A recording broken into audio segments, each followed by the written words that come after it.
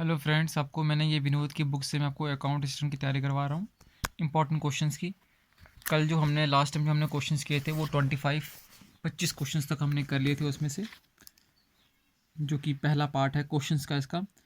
अब उसके बाद हम बात करते हैं आपका 26 तक मैंने आपको करवाया था। 26 से 27 क्वेश्चन कहता है कि Indian president and prime minister are a replica of head of state of which country. कह रहा है इंडिया के जो प्रेसिडेंट हैं और इंडिया के जो प्राइम मिनिस्टर है वो रेप्लिका हैं। वो किस तरह वो एक जैसे हैं हेड ऑफ स्टेट ऑफ किस कंट्री के? ब्रिटेन के। इसका आंसर क्या है? ब्रिटेन। क्योंकि देखो ब्रिटेन में क्या है, ब्रिटेन से हम काफ़ी हमारा मिलता जुलता है। जैसे parliamentary form of government Britain में हमारे यहाँ पे भी है, वहाँ पे भी प्रेसिडेंट होता है। वहाँ पे भी क्या होता है, ब्रिटिश हेड होता है, क्राउन होता है वहाँ पे, जैसे आपको पता होता है क्राउन है वहाँ पे। तो वो वहाँ पे प्रेसिडेंट की तरह होता है और प्राइम मिनिस्टर वहाँ पे भी प्राइम मिनिस्टर होता है। तो इसलिए इसका आंसर क्या है? ब्रिटेन। अगला, the president of India union has the same constitutional authority as the, देखिए अभी मैंने ऊपर बताया, British monarch. President of India के पास जो है उसमें सेम कॉन्स्टिट्यूशन अथॉरिटी होती है। कॉन्स्टिट्यूशन जो उसको अथॉरिटी देता है प्रेसिडेंट ऑफ इंडिया को, वो सेम होती है जैसे ब्रिटिश का जो मोनार्क होता है, जो ब्रिटिश में जो वहाँ पे ब्रिटिश में राजा होता है, उसका जो है वहाँ पे सेम पावर इन दोनों की होती है। ये असल में ना इनको ही बने, जैसे प्रेसिडेंट ऑफ इंडिया क्या होता है, हेड ऑफ द स्टेट होता है हमारे यहाँ का। तो कॉन्स्टिट्यूशनल इसको बोला जाता है, ये हेड होता है। बस वहाँ पे ब्रिटिश मोनार्क जो है ये वहाँ का हेड होता है। अगला question, in a parliamentary form of government real powers और state are vested in the, देखिए क्या होता है parliamentary form of government. India में क्या है, पार्लियामेंट्री फॉर्म ऑफ गवर्नमेंट है, ये बात याद रखना है। यूएसए में क्या है, प्रेसिडेंट फॉर्म ऑफ गवर्नमेंट है।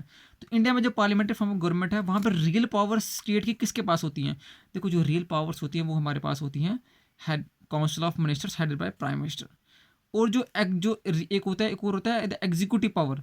द एग्जीक्यूटिव पावर वो होती है प्रेसिडेंट के पास। लेकिन जो रियल पावर होती है हमारे हिंदुस्तान में, जो रियल पावर चलाता है, जो रियल शासन करता है, वो काउंसिल ऑफ मिनिस्टर्स ही होते हैं और प्राइम मिनिस्टर उसका हेड होता है, वही उसको कंटिन्यू करते हैं। अगला question, which of the following features does the Indian constitution borrow from the Weimar constitution of Germany. अब ये कह रहा है कि इंडिया को, मैं आपको पता होना चाहिए इंडियन कॉन्स्टिट्यूशन हमारे, हमने बहुत सारे कॉन्स्टिट्यूशन से तकरीबन 60 कॉन्स्टिट्यूशन जो है वर्ल्ड के, उनको समझ के, कॉन्स्टिट्यूशन को समझ के हमने यहाँ पे अपना कॉन्स्टिट्यूशन बनाया है। और हमने बहुत सारी चीज़ें बाहर से ली हैं। अभी यही बोल रहा है कि विच फीचर, कौन सा फीचर हमने जर्मनी से लिया है, जर्मनी के जो वीमर कॉन्स्टिट्यूशन जर्मनी, उससे कौन सा लिया है? तो याद रखना है, इसका बहुत इंपॉर्टेंट क्वेश्चन है। Provision concerning the suspension of fundamental right during national emergency. देखिए सस्पेंशन करना, जब हम, आपको पता है जब नेशनल इमरजेंसी लगती है तो फंडामेंटल राइट सस्पेंड होते हैं। तो वही जो प्रोविजन है जो हम सस्पेंड करेंगे फंडामेंटल राइट्स को ड्यूरिंग नेशनल इमरजेंसी, वो हमने कहाँ से लिया है? जर्मनी में। देखो उसको याद कैसे कर सकते हैं, आपको पता है जर्मनी अडॉल्फ हिटलर था, तो वहाँ पे वो ऐसे रूल चलाता था इमरजेंसी वाले। तो वैसे ही जो है इंडिया में, इसलिए हमने ये कहाँ से लिया है, कॉन्स्टिट्यूशन ऑफ जर्मनी से लिया है। अच्छा, अगला question, the Indian constitution has borrowed the idea of preamble from the. Indian constitution ने प्रियम्बल कहाँ से लिया है? प्रियम्बल का आइडिया कहाँ से लिया उन्हें? कहते हैं यूएस, कॉन्स्टिट्यूशन ऑफ यूएसए। देखिए जब यूएसए की बात आती है, यूएसए का सबसे पुराना कॉन्स्टिट्यूशन है। प्रियम्बल आपको पता है प्रियम्बल क्या होता है? एक सबसे पहले फ्रंट पेज होता है एक कॉन्स्टिट्यूशन का, उसको बोलते हैं कॉन्स्टिट्यूशन का, उसको बोलते हैं प्रियम्बल। वो एक पेज में डिफाइन करता है कि हमारा कॉन्स्टिट्यूशन कैसा होगा। तो यही कॉन्स्टिट्यूशन, तो यही चीज़ जो है सबसे पहले यूएसए में आई थी, वहाँ अमेरिकन सिविल वार हुई, उसके बाद कॉन्स्टिट्यूशन बना। वहीं पे जो है प्रियम्बल का भी वहाँ स्टार्ट हुआ था। वहाँ पे तब स्टार्ट हुआ था बिल ऑफ राइट्स। राइट्स जो है क्या क्या मिलेंगे उसका एक बिल लाया गया था। तो वहीं से हमारे इंडिया का प्रियम्बल भी हुआ। और यहीं से दो तीन क्वेश्चन तुम्हें और बताता हूँ जो कि पेपर में आते हैं। वो बोलते हैं प्रियम्बल जो है पहली बार क्या था, प्रियम्बल हमारे इंडिया कॉन्स्टिट्यूशन में उसको क्या बोलते हैं? वो असल में क्या बोलते हैं? Objective resolution. आज़ादी के पहले ऑब्जेक्टिव रेजोल्यूशन पास किया था किसने? एक और क्वेश्चन आता है इंपॉर्टेंट, जो है जवाहरलाल नेहरू ने। जवाहरलाल नेहरू ने पास किया था, ऑब्जेक्टिव रेजोल्यूशन पास किया था, जिसको आगे जाके प्रियम्बल इंडियन कॉन्स्टिट्यूशन में डाला गया था। Next question, secularism means, secularism क्या होता है? सेकुलरिज्म का मतलब होता है a system of political and social philosophy that does not favour any particular religious faith. Secularism आपको पता है सेकुलर है, इंडिया से सेकुलर कंट्री है, यहाँ पे किसी भी धर्म को ज़्यादा प्रेफरेंस नहीं जाती, सबको इक्वल समान माना जाता है। तो उससे आंसर ये होगा। देखो यहाँ पे आपको मैं एक और चीज़ सिखाता हूँ। जो मैक्सिमम जो लंबा आंसर होता है ना, जो जो लंबी चीज़ होती है, जहाँ पे बिल्कुल क्वेश्चन जो इसका जिसका सिस्टम होता है बिल्कुल बेसिक कहा जाए, वो आपका मेनली आंसर होता है। देखो जैसे जहाँ नेगेटिविटी नहीं हो, सेकुलरिज्म का मतलब क्या होगा? Suspension of all religion, suspension करो, नहीं ये तो नहीं है भाई, सस्पेंड कर दो, हर रिलीजन को सस्पेंड नहीं करना। Freedom of worship of to minorities, सिर्फ वर्शिप मिनॉरिटीज को उसको नहीं, सेकुलरिज्म उसका मतलब नहीं है। सेकुलरिज्म ब्रॉड मीनिंग है। Separation of religion from state, no. USA में सेपरेट है रिलीजन स्टेट से, मगर इंडिया में जो है रिलीजन जो है स्टेट से सेपरेट नहीं है। फिर देखो, a system of political and social philosophy that does not favour any particular faith. एक सिस्टम ऐसा जो किसी को भी फेवर नहीं करता, सबको इक्वल समान मानता, तो ये इसका आंसर है। तो ये बेसिक स्टेटमेंट्स होती हैं, इसको बोलते हैं एलिमिनेशन टेक्निक्स। ये हमारी आजकल के जो भी क्वेश्चंस बन रहे हैं वो इस तरह बन रहे हैं, बेसिक एक आपको पॉइंट दिया जाता है तो वो आपका आंसर होता है। अगला question, India opted for a federal form of government because of. India ने क्यों ऑप्ट की federal form of government? Federal form of government मतलब जहाँ पे सेंटर होगा और सेंट्रल की पावर्स अलग होंगी और स्टेट की पावर अलग होंगी, उनमें डिवाइड होगी पावर्स। तो क्यों चुना? इसलिए चुना linguistic and religious regional diversity. आपको पता होना चाहिए इंडिया में बहुत सारी डाइवर्सिटी है, बहुत से लैंग्वेज बोलने वाले लोग भी हैं और बहुत से रीजनल डाइवर्सिटी भी है। जैसे जे.एंड.के की रीजनल क्या है, वहाँ पे पहाड़ी है, वैसे महाराष्ट्र में, वैसे यूपी में क्या आ गया, प्लेन आ गया, तो हिली एरिया, प्लेन, तो ऐसे ऐसे डिफरेंट टाइप की हमारी डाइवर्सिटी है। इसी डाइवर्सिटी के लिए हमें फेडरल फॉर्म ऑफ गवर्नमेंट रखनी पड़ी। अगला क्वेश्चन था, Indian constitution is regarded as federal unitary parliament या फेडरल फॉर्म यूनिटरी स्पिरिट। याद रखना, इंडियन कॉन्स्टिट्यूशन जो है वो फेडरल है फॉर्म में, बना है इस तरह से कि उसका सेंटर और स्टेट में पावर डिवाइड होंगी, एंड यूनिटरी इन स्पिरिट मतलब ऐसे वो एक ही है। इंडियन कॉन्स्टिट्यूशन एक है, सब हम एक हैं, मगर फेडरल ही फॉर्म है, फॉर्म उसका फेडरल है, लेकिन स्पिरिट में वो है यूनिटरी है। ये बहुत क्वेश्चन है, सिंपल क्वेश्चन है, सिंपल स्टेट ऐसे क्वेश्चन आता है, वहाँ पे आपने इसका आंसर ये लगाना है। अगला question, which of the following is not specifically mentioned in article 9 of constitution. Article 9 of constitution में क्या स्पेसिफिकली मेंशन नहीं किया गया है? क्या रखना है? Freedom of press. देखिए फ्रीडम ऑफ प्रेस, क्योंकि देखो आर्टिकल 19 आपको पता होना चाहिए, इसमें 6 आर्टिकल्स दिखाए गए हैं, 6 इसमें पार्ट्स हैं इसके। वहाँ पे freedom of speech and expression भी है, freedom to assemble peaceful without arms भी है, फ्रीडम टू मूव फ्रीली भी है, लेकिन फ्रीडम ऑफ प्रेस वहाँ नहीं है। देखिए अब जो है क्या कहते हैं, ये जो आर्टिकल 19 है, हमारे सुप्रीम कोर्ट क्या करती है, इन्हीं फंडामेंटल राइट्स को एक्सटेंड करते जाती है। तो उन्होंने जो है फ्रीडम ऑफ प्रेस को इंक्लूड किया है फंडामेंटल राइट में अंडर आर्टिकल 19, मगर ये कह रहा है कि विच of the not is not specifically mention, मतलब जो कॉन्स्टिट्यूशन बनाया गया था उसमें वो मेंशन नहीं किया गया था, तो ये मेंशन नहीं था। ये बाद में सुप्रीम कोर्ट के जजमेंट में आया कि फ्रीडम ऑफ प्रेस को भी आप रखो। अगला question, right to constitutional remedies comes under, किस में कॉन्स्टिट्यूशनल रेमेडीज किस में आती है?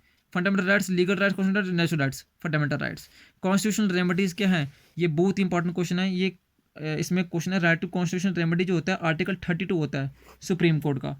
आर्टिकल 32 बोलते हैं राइट टू कॉन्स्टिट्यूशनल रेमेडीज, और इसको बोलते हैं heart and soul of the Indian constitution. और इसी को लाया था हमारे, इसको B.R. अम्बेडकर जी ने सबसे ज़्यादा इसको बोला था कि इसको आप रखना चाहिए, ताकि कभी भी हमारे यहाँ पे जो है फंडामेंटल राइट्स में क्यों आया, क्योंकि 12 से लेके 35 तक हमारे आर्टिकल्स जो हैं वो फंडामेंटल राइट्स हैं, तो उसमें आर्टिकल 32 है राइट टू कॉन्स्टिट्यूशनल रेमेडीज, मतलब रेमेडी रखी जाए, कोई अगर जुल्म हो रहा है तो आप कोर्ट में जा सको, सुप्रीम कोर्ट में, और आपको जो है सुनवाई वहाँ पे हो।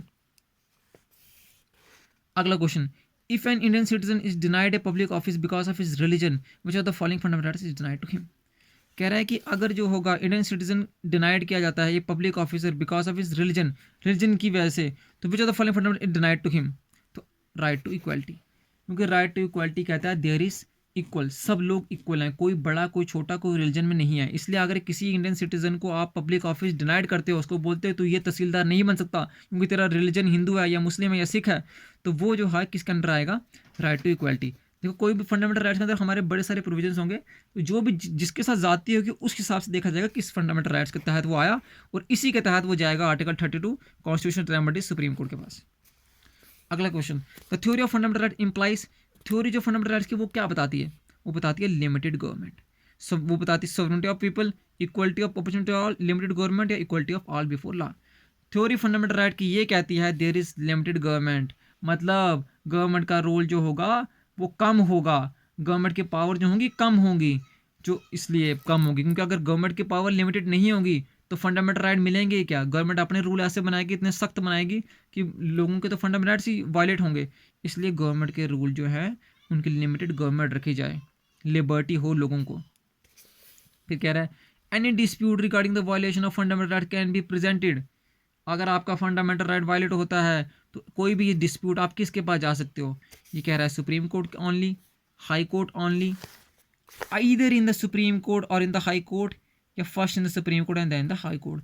याद रखना है, जब आपका फंडामेंटल राइट वायलेट होता है आप सुप्रीम कोर्ट में भी जा सकते हो या आप हाई कोर्ट में भी जा सकते हो। अगर आपको सुप्रीम कोर्ट में जाना है आर्टिकल 32 है, अगर आपको हाई कोर्ट में जाना है आर्टिकल 226 है। ये क्वेश्चन भी बहुत बार जेकेएसएस भी पूछ चुकी है, 32 भी 226 भी। और याद रखना, यहीं पे एक और चीज़ सिखाता हूँ, आजकल हमारे यूपीएससी में भी या फिर जेकेएसपीएससी में या जो भी एग्जाम्स हमारे हो रहे हैं, तो यहाँ पे ये टर्म्स यूज़ की जा रही हैं आजकल के कम्पिटिटिव एग्जाम्स में, ओनली। तो याद रखना, जब ओनली आता है तो मोस्टली की स्टेटमेंट्स होती हैं गलत होती हैं, तो आपको फाइंड करना है जहाँ पे जनरल स्टेटमेंट होगी, तो इधर इन द सुप्रीम कोर्ट और इन द हाई कोर्ट। देखिए इसका तो मतलब ही नहीं है कुछ, first in the supreme court and then in the high court, मतलब क्या हो जाए, पहले तो हाई कोर्ट में जाते हैं फिर सुप्रीम कोर्ट में जाते हैं, तो ये गलत होगी। तो चीज़ें आपको समझ नहीं है, कुछ नए क्वेश्चन होते हैं आपके पेपर में, 100 में से 20 क्वेश्चन होंगे जो आप एलिमिनेशन से कर सकते हो।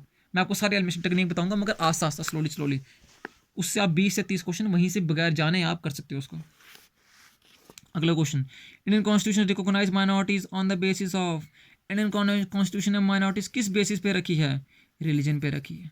माइनॉरिटीज हमारे यहाँ पे 6 हैं, जैसे हिंदू नहीं आती सॉरी, मुस्लिम आ गई, सिख आ गई, क्रिश्चियन आ गई, वैसे ही और भी हैं, जैन्स आ गए, आपकी बुद्धिस्ट आ गए। तो ये क्या है, on the basis of religion पे हमने जो है माइनॉरिटीज रखी गई हैं। अगला question, the fundamental rights are all of the above are correct. The fundamental right जो है क्या है, limited to state action only, state के एक्शन में है। Meant to protect person against the conduct of private person, ये भी ठीक है। Meant to protect person against the police action, ये भी ठीक है, ऑल ऑफ द अबव। देखो फंडामेंटल राइट्स जो आपके इंडिविजुअल के होते हैं, वो कह रहा है limited to state action only, वो स्टेट एक्शन जो होता है उसके लिमिटेड में होते हैं, ये बात ठीक है। Meant to protect person against the conduct of private person, हाँ ठीक है, आपको प्रोटेक्ट करते हैं प्राइवेट पर्सन, एक पर्सन को प्राइवेट पर्सन किसी और आपका आकर आपका वायलेट कर रहा है, कोई और अगर आपको जैसे अनटचेबल्स को पानी पीने नहीं दे रहा है, बोल रहा है मेरे कुएं से पानी नहीं ले, तो उसके खिलाफ उस तब भी वो फंडामेंटल राइट्स आप उसका वायलेट हो रहा है। Meant to protect persons against the police action, police action के भी अगर पुलिस एक्शन आपको पकड़ा गया है विदाउट कोई रीज़न से, तो आपके पास हैबस कॉर्पस है, आप जा सकते हो, फंडामेंटल राइट्स आपका वायलेट हो रहा है। तो ये दोनों जब आ गए तो आपने देखा बी और सी आ रहा है, तो ऑल ऑफ द करेक्ट।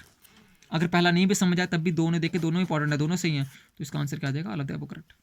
अगला question, untouchability is abolish in practice and its practice is punishable according to article 17। ये बहुत इंपॉर्टेंट आर्टिकल है, आर्टिकल 17। आर्टिकल 17 क्या है, ये बोलता है अनटचेबिलिटी को अबॉलिश किया जाए और इसको एक पनिशेबल ऑफेंस रखा जाए। अगला question, which of the following is not a condition for becoming a citizen of India. इनमें से कौन सी कंडीशन नहीं है कि सिटीजन ऑफ इंडिया बनो। बाय बर्थ, बर्थ तो है, बर्थ के हिसाब से हम इंडिया में पैदा होते हैं, सिटीजनशिप मिलती है। एक्वायर प्रॉपर्टी, प्रॉपर्टी के हिसाब से कोई भी सिटीजनशिप नहीं मिलती है। अगर बाहर का कोई पाकिस्तान का बंदा या कहीं किसी एरिया का बंदा या कोई समझ लो आपका यूएस का बंदा अगर यहाँ सिर्फ प्रॉपर्टी ले लेगा तो उसके बेस पे वो सिटीजनशिप नहीं मिलेगी। बाय बर्थ पे मिलती है, बाय डिसेंट पे मिलती है, डिसेंट मतलब माँ बाप के उनसे बच्चे आगे से मिलती है, नेचुरलाइजेशन से मिलती है, नेचुरलाइजेशन मतलब रजिस्ट्रेशन करना। अगला question, who is competent to prescribe conditions as for acquiring Indian citizenship. कौन डिफाइन करता है क्या कंडीशन होगी, क्या क्या कंडीशन होगी एक्वायरिंग करने के लिए इंडियन सिटीजनशिप। तो कौन प्रोवाइड करता है, पार्लियामेंट प्रोवाइड करता है। पार्लियामेंट बताता है कि ये कंडीशन होगी, आप इतने साल यहाँ रहे होने चाहिए, आपका इतना यहाँ का ये जो भी चीज़ है वो पार्लियामेंट डिसाइड करता है। अगला question, according to citizenship act 1955 Indian citizenship can not be acquired by children of the diplomat personal और alien enemies born in India. देखो जब आपने एलियन एनिमीज देखा ना, इसमें बोल रहा है कि अकॉर्डिंग टू सिटीजनशिप एक्ट, जो सिटीजनशिप एक्ट है 1995 का, जो कि प्रोवाइड करता है सिटीजनशिप, जो कि प्रोवाइड करता है सिटीजनशिप 5 तरीकों से, और बोलता है सिटीजनशिप कैसे खत्म होगी, 3 तरीकों से। तो यही एक्ट बोलता है Indian citizenship can not be acquired, आप एक्वायर्ड नहीं कर सकते। कब नहीं कर सकते, जब अगर आप चिल्ड्रन हो किसी डिप्लोमेट पर्सनल के, बाहर का पर्सन है, डिप्लोमेट है, यहाँ पे काम कर रहा है, उसका पर्सन है, उसका बेटा है, या एलियन एनिमी, एनिमी मतलब वो कंट्री जिसके साथ हिंदुस्तान का 36 का आंकड़ा, मान लो आप 36 का आंकड़ा चलता है, लड़ाइयाँ झगड़े रहते हैं, वो उसके साथ उसको बोलते हैं एलियन एनिमी, वो हो उसको नहीं मिल सकती। अगला question, citizenship provisions our industry in the constitution in the, citizen provision जो है कॉन्स्टिट्यूशन में किस आर्टिकल में लिखा गया है, तो वो पार्ट 2 में है, आर्टिकल 5 to 11। देखिए आर्टिकल 5 से 11 जो है सिटीजनशिप की बात करता है, और ये पार्ट किस में है, पार्ट 2 में है। और पार्ट 3 में क्या आता है, फंडामेंटल राइट, ठीक है। और पार्ट 4 में क्या आता है, डीपीएसपी। ये तीनों 3-4 चीज़ें साथ में चलती हैं। सेकंड आ गया सिटीजनशिप मिली, सिटीजनशिप मिली अगर आपको, तो उसके बाद आपको बोलोगे मुझे राइट भी चाहिए, तो 3rd में आपका राइट आ गया। उसके बाद आता है स्टेट को बोलोगे स्टेट हमारे लिए काम कर, 4 आ गया अच्छे अच्छे काम कर। पार्ट 4 आ गया DPSP, directive principle state policy. अगला question, which of the following article describes about the person voluntarily acquiring citizenship of foreign state not to be citizen. ये कह रहा है which of the following article ये describe करता है about the person voluntarily acquiring citizenship of a foreign state not to be citizen. मतलब अगर एक इंसान वॉलंटरली एक्वायर करता है सिटीजनशिप बाहर किसी स्टेट की, तो वो इंडिया का सिटीजन नहीं होगा। ये कौन सा आर्टिकल कहता है? ये आर्टिकल कहता है आर्टिकल 9। देखिए हमने बताया 5 से 11 आर्टिकल डील करते हैं सिटीजनशिप में, तो हर आर्टिकल में कुछ ना कुछ लिखा होगा। तो 9 जो है इसलिए इंपॉर्टेंट है क्योंकि ये कहता है कि अगर आपने बाहर की नागरिकता ले ली है, सिटीजनशिप ले ली है, तो आपके यहाँ के आप सिटीजन यहाँ के नहीं रहोगे। अगला question, in the election of the president the value of the vote of the Lok Sabha members कितना होता है? कह रहा है इलेक्शन जब होता है प्रेसिडेंट का, तो जो वैल्यू होती है वोट ऑफ किसी लोकसभा मेंबर की, वो क्या होती है? वो होती है differs according to the number of votes a member presents. देखिए कैसे, जब इलेक्शन का प्रेसिडेंट होता है, लोकसभा में आपको पता है डिफरेंट टाइप्स के मेंबर चुन के आते हैं, हमारे JNK से भी आते हैं, ठीक है, बाहर UP से भी आते हैं।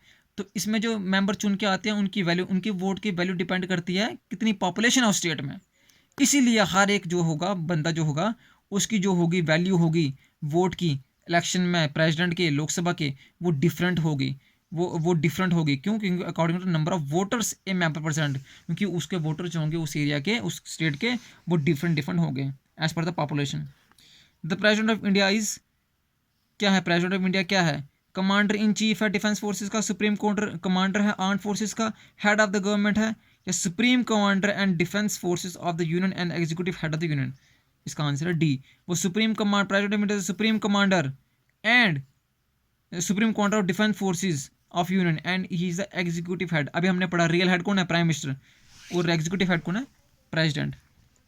अच्छा देखिए, अगर आपको मेरी वीडियो पसंद आ रही है तो प्लीज़ आप मुझे लाइक कर दीजिए और सब्सक्राइब कर दीजिए, क्योंकि मैंने अब जो है ये जो वीडियो से लगातार बनानी है, ताकि मैं सारे जो है आपका इसका विनोद के जितने भी इंपॉर्टेंट क्वेश्चंस हैं पहले मैं इसको कंप्लीट कराऊं, इसके बाद मैं आपको जो है प्रॉपर बुक जो चैनल के वो भी थ्योरी कराऊं, ताकि आपका पहले सबसे मोस्ट इंपॉर्टेंट क्वेश्चन जो है वो भी हो जाए और थ्योरी भी हो जाए।